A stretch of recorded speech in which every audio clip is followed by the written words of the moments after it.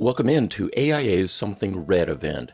This is AIA's crown jewel annual event, and Something Red 2024 marks their 22nd anniversary producing this cherished occasion.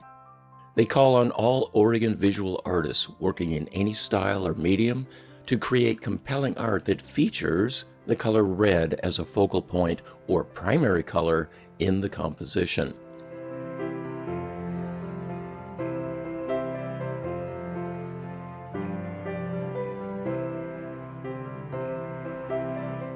The resulting exhibition is a perennial favorite of the local art community, and it is held during the month of December at Elsinore Framing and Fine Art Gallery at 444 Ferry Street in downtown Salem.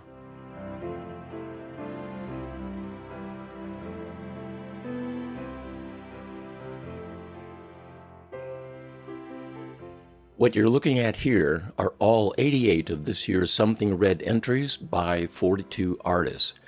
AIA's website is artisanaction.org, and Elsinore is elsinoregallery.com.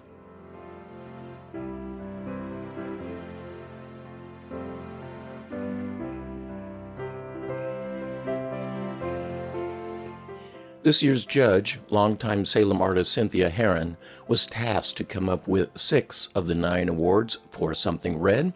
Cynthia's 6 were 2 honorable mentions: Best Botanical, Best Use of Unconventional Materials, Best Original Concept, Best Use of the Color Red, and finally Something Red Best of Show.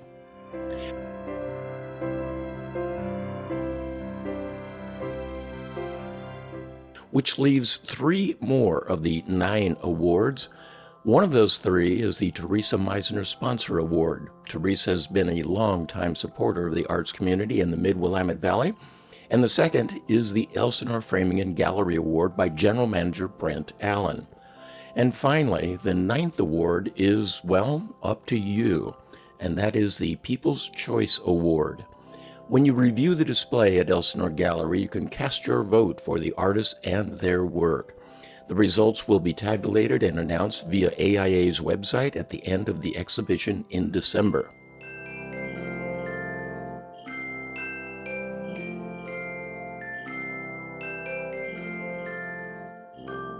You can also come to the opening reception at the Elsinore Framing and Fine Art Gallery in downtown Salem, located on 444 Ferry Street, on Friday, December 6th, starting at 5 p.m., and with the awards being presented at 6 p.m.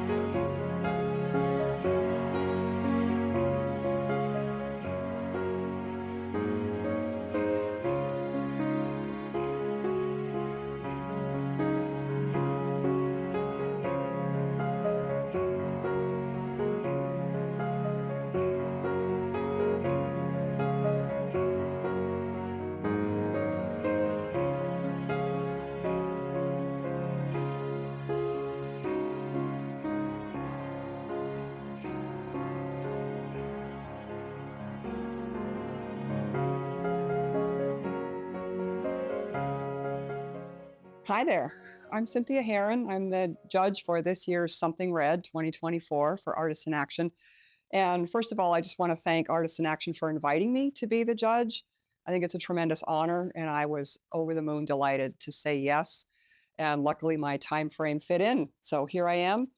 Um, I love art, and I've been a member of Artists in Action since 2004 when I moved here that August. And I'm an artist myself, and I'm a teacher. And I think they're both creative endeavors. I've been teaching at the college level. It'll be 30 years next year. And I tried retiring last year. That didn't work too well. So now I'm back teaching beginning drawing this term. And then next term, I'll have an Art 101 class. And I've taught other things as well. So 2D design and color theory and understanding art. And I have a sort of a nominal knowledge of art history going back to prehistory, cave paintings. And so I just love variety. And that's one thing that I was looking for in this show was to select a variety of art and not just one style. As far as my own art, I've been lucky. I've been an artist since I was about 6. I come from a family of artists and engineers and appreciators. And I remember sitting at the kitchen table with my grandmother when I was 6, and she had a paintbrush and some gray wash watercolor and taught me how to do Chinese little lobsters and horses. And then in first grade, I had a neighbor girl who was my girlfriend, and she had an older brother, and he knew how to draw trees. And he taught me how to draw trees. And I thought that was the most magical thing ever. I could make something come to life on paper. So I have that passion. I have an appreciation of art as far as communication, because that's what art does. It puts a message out there that words can't. And so when I looked at this show, of course, I first looked at it all in digital imagery.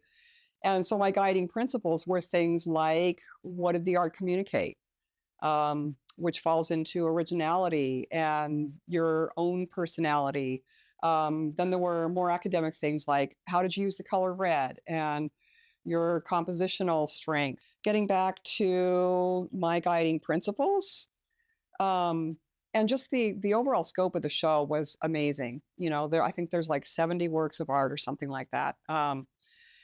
And I narrowed it down to 19 two-dimensional artworks, and I think 5 or 6 3D artworks. And so I just sat there at my computer screen. I have a fairly big computer screen. I did this at home.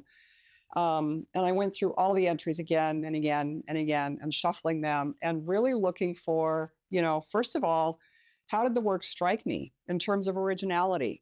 A couple of images, and I won't call out names or titles or anything, but struck me as sort of pop images or images that might be in our culture. And so I did a quick Google lens on them, and they were out there in the popular lexicon of imagery. And so I, sad to say, did not go down that route to choose them, because we're artists. We want to put something original and beautiful, maybe not beautiful. There's some works that I chose that didn't necessarily have beauty as their top ranking qualification. But what I did care about was originality. Second was the color red. And again, slides are misleading, or they can be. And apart from that, though, some works used a little bit of red, some works used a lot of red, the reds tended more towards magenta, some more towards red orange. And the guidelines do say that that's okay. There is a stretch, of red on the spectrum that we can choose from. So that was good. If it was pink, I even left a painting at home that kind of had some pink in it, so I left that there. This one, as you can see, has plenty of red in it. So I was looking at the color red. Also composition. Having been a teacher for so long, I know that composition is so important because it's what allows your viewer to enter your work and stay in your work, instead of leaving so fast because the eye is either bored or it's taken off the work somehow compositionally by something you might or might not know you're doing. So I'll give you 2 simple examples. Be careful not to have your main focal point right in the center of your work of art, and also not have a directory line or shape going off a corner, because corners are already points of conflict, and you want to not lead your viewer off that part of your painting or work of art. Let's see. The use of media is another criteria. Um, and I think that speaks for itself. You know, how much experience comes across in the way the painting or the work of art is done, and how did you use those materials? Non objective art, in other words, art that doesn't have a recognizable representational subject. Personally, I love non objective art. I've been a non objective artist for years. When I got my MFA at the University of the Arts in Philadelphia, I had 9 enormous paintings that were all just glazes of color. So I understand that. I also know that it's very hard to pull off a successful non-objective work of art because you're dealing with minimal principles of design and elements of art. You've only got shape, color, and value really to work with. And then you decide your focal point, you decide your intensity of color. What you have to work with is so narrowed down that you've got to really think about how you're using those factors in order to get your thoughts across, your feelings across. Because again, art is about feeling, it's about communication. Another category, and this is tough, is when a work of art is based on a photograph. After 30 years of teaching, I can tell, and that's not a bad thing. I used a photo reference for this. I drew it from sight, but then I used a photo reference as I was finishing it.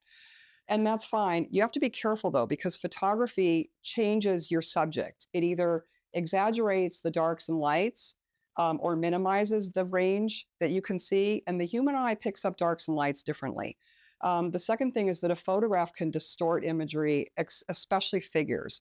So it'll make the head look larger or a longer arm or a weird looking hand. So either do a sketch ahead of time or really check yourself or take many photographs, many reference photographs to get that one uh, combination that would fit your art well so that you can't tell it's from a photograph. I think that about wraps it up. And let's get to the awards. First up, we have one of the honorable mentions. I chose 2, and I wish I could have chosen a whole lot more. So the honorable mention goes to this photograph, and it's titled Pure Joy by Cameron Covey. And as I mentioned before, it's a photograph. It has a fantastic use of red. And it just shows a delightful scene of a child throwing up leaves in the fall. So it's got that love of nature and family. And it just comes across as a moment in time that this artist captured perfectly. My one little suggestion, being a teacher, would be to crop it down a little bit more, right about here, so that you don't have the distraction of the roof line across the street, and then you're just focused on the child and then this spark of yellow grass there. But congratulations to Cameron Covey.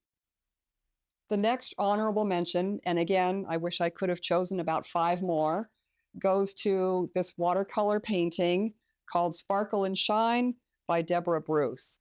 And this one struck my eye even as I was looking at digital works at home on my computer. And as you can see, it's technically perfect. I am blown away by the technique in this one. And then sure enough, there's the red apple, but you see it reflected in these metallic, beautiful silver objects around it.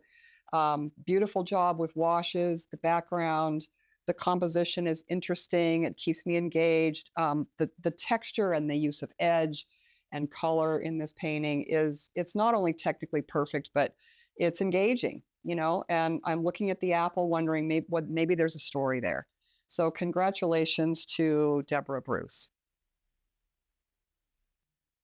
The award for best use of unconventional materials, hands down, goes to Anne Pinkowski for Notes in Neon, which is this work on top here.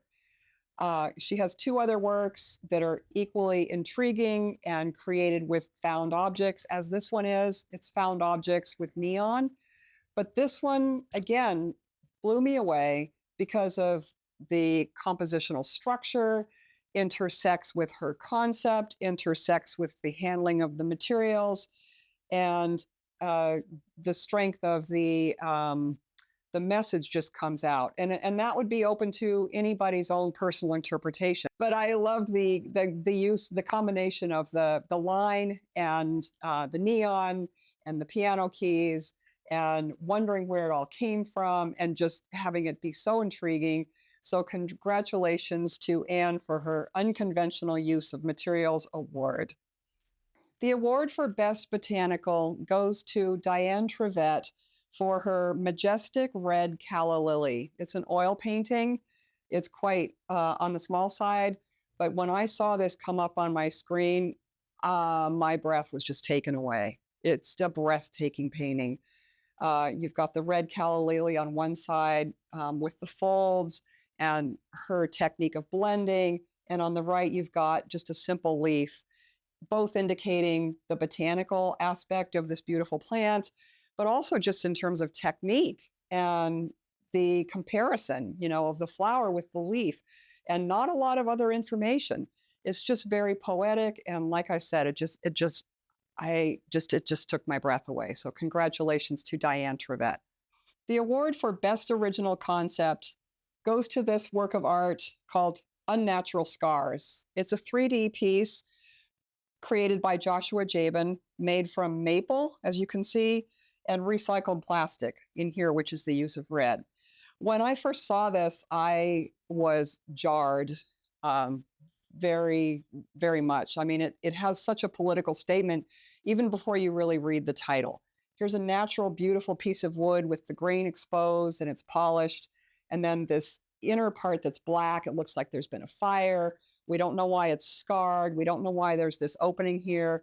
And obviously the wood itself is not in a regular rectangle. It doesn't look natural and unified and beautiful. This is, in a way, it's an unbeautiful work of art that has a very powerful message about the state of our environment now and the waste that's being,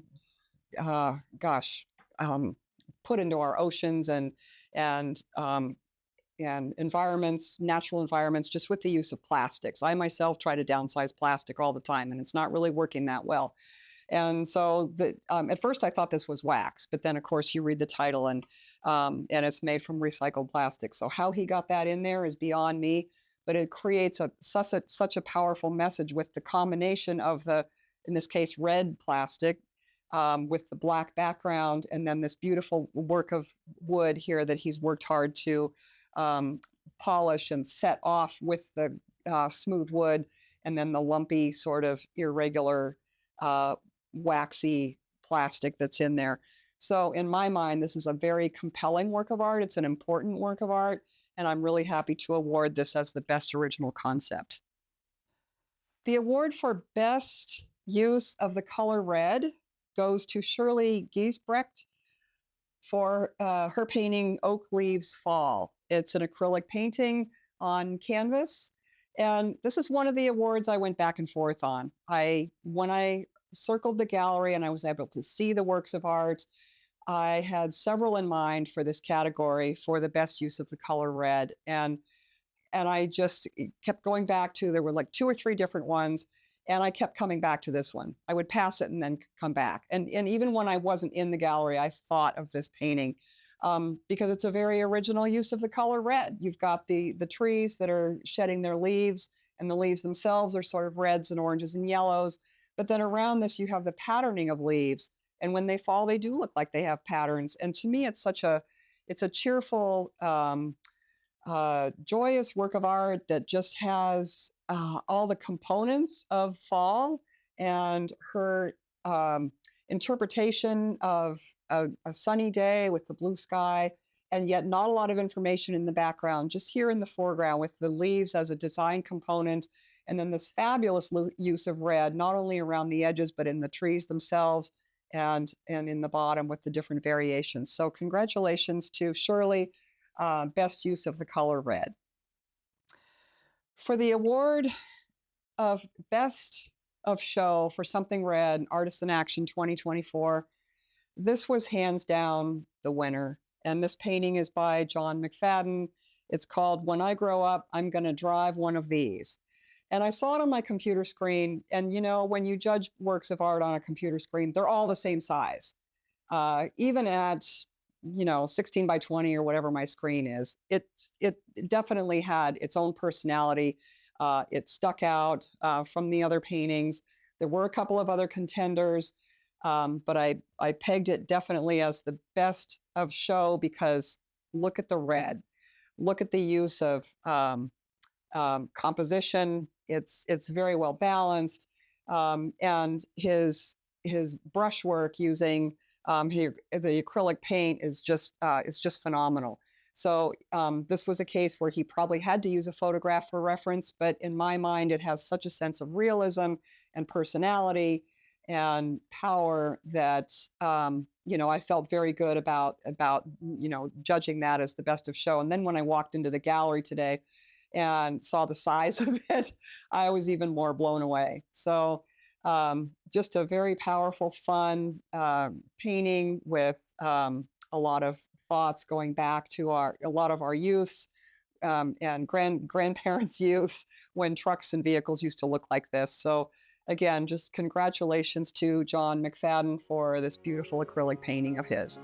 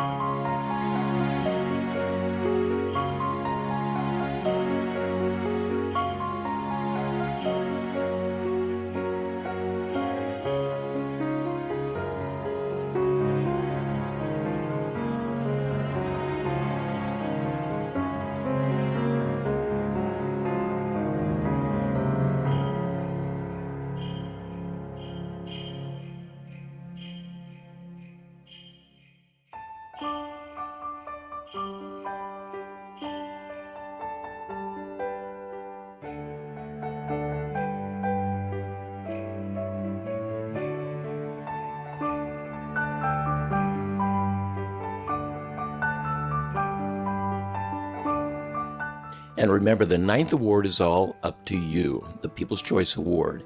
When you review the display at Elsinore Gallery, you can cast your vote for the artist and their work. The results will be tabulated and announced via AIA's website at the end of the exhibition in December.